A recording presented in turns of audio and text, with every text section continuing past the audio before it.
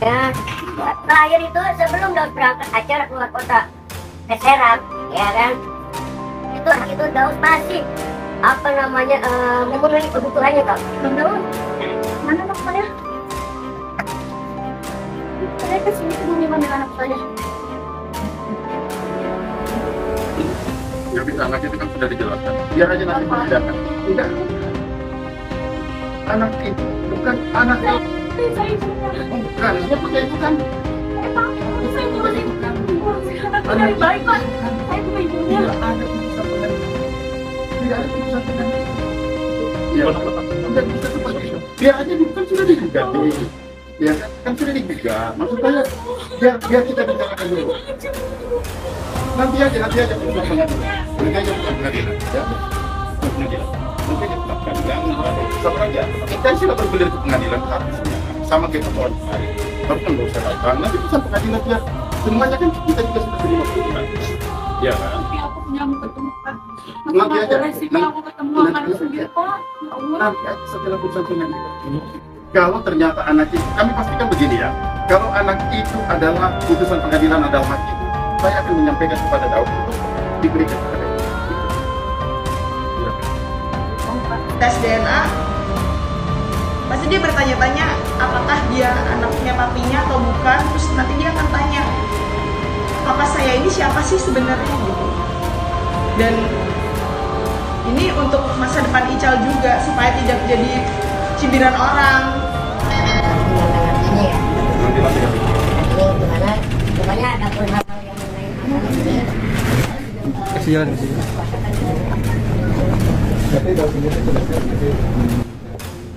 Mengejutkan, berita terbaru hari ini.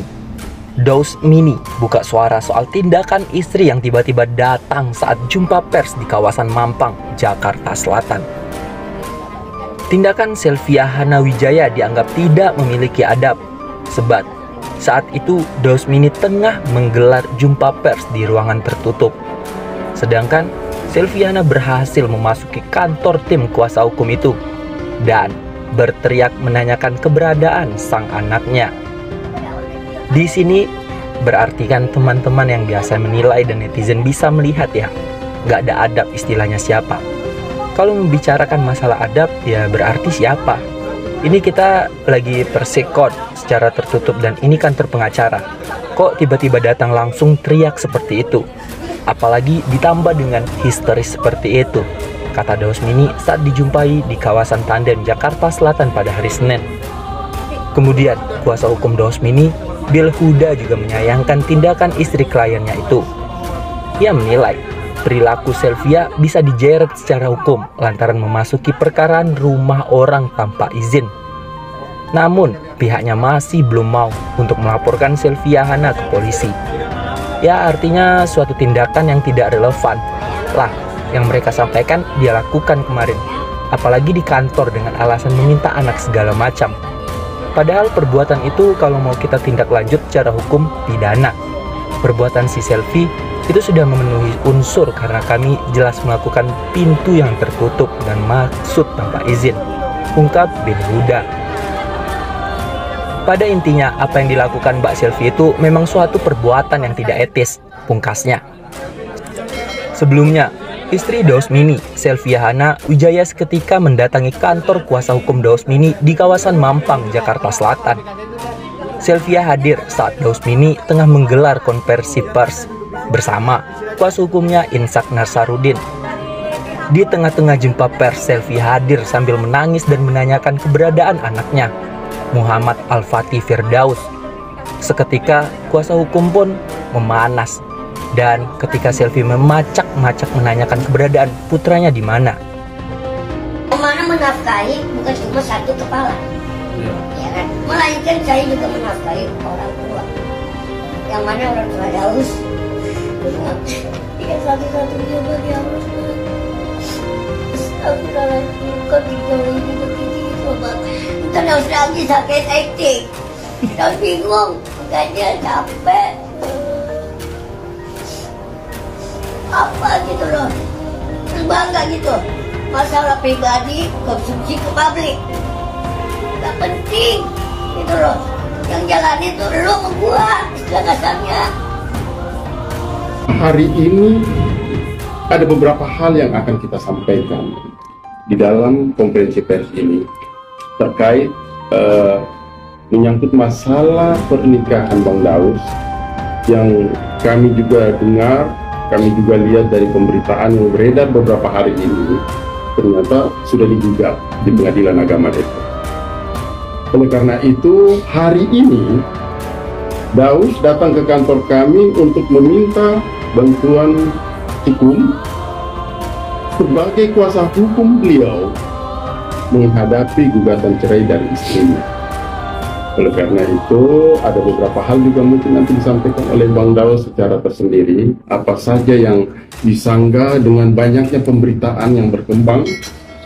Bahkan pemberitaan-pemberitaan tersebut kami menilai cukup menyudutkan Bang Daus. Banyak hal yang Bang Daus ceritakan ke kami berbeda dengan pemberitaan-pemberitaan itu. Hal ini yang menjadi buat kami sangat kami sayangkan, sangat kami sesalkan, karena persoalan ini bukan persoalan hukum secara umum, tapi ini adalah persoalan rumah tangga. Kenapa sih harus persoalan rumah tangga dibuka ke ruang publik? Di pengadilan saja, pemeriksaan persoalan rumah tangga dilakukan secara tertutup.